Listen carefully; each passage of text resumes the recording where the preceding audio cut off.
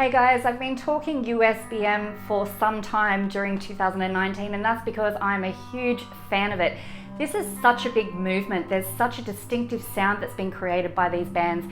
It truly is a genre that is very authentic to their area of the world, and they're almost creating their own sound within the black metal genre that is just going to be so recognizable, and I can tell you now will influence a lot of black metal coming into the future.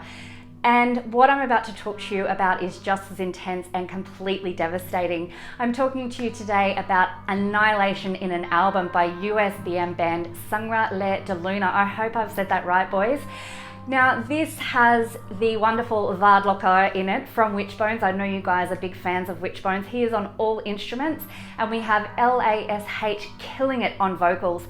And their debut release, their EP, album, whatever you want to call it, is Stirrings. It was released in November 2019, and it is big. Fans of Witchbones, you will hear Witchbones' influence throughout this music by way of those ear-raping riffs, yet there's some melodies going on throughout here too. Even if it's subtle, it's there, with some very heavy DSBM moments in there too, and some excellent and stunning acoustic guitar passages.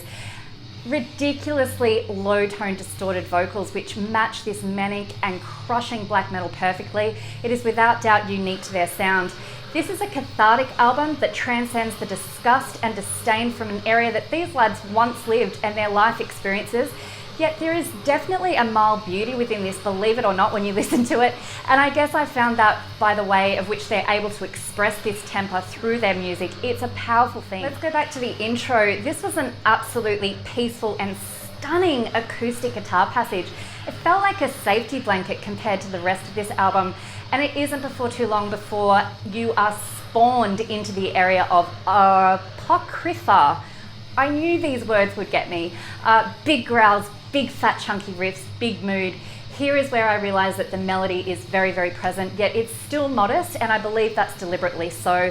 Those low tone guitars just tore me open and made me feel so dirty. Deconsecrated, there's an easier word. This was a slower burn to start with apathetic beats, that DSBM creeping in heavily here, with so much disgust in those vocals. It just impacted me like you can't believe until you actually go and listen to it for yourself, so you know what to do.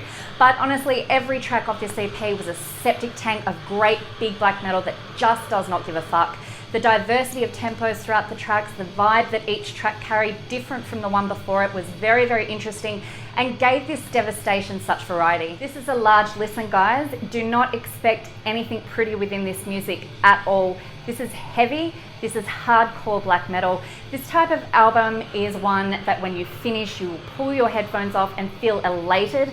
But at the same time, I want to liken this to not being able to get that hard to move dirt from under your fingernails. It just sticks with you and you feel like you need to wash the filth off you when you're done. This is mean, it's dirty, it's fucking fantastic, emotive and menacing black metal. Guys, Stirrings is up on Bandcamp. Go and get violated by this black metal. Please support the bands. Sangre De La Luna is on Instagram, so you can follow their work there.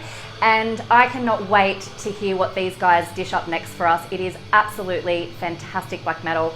I'm Kelly T, and this has been my Albums of the Week.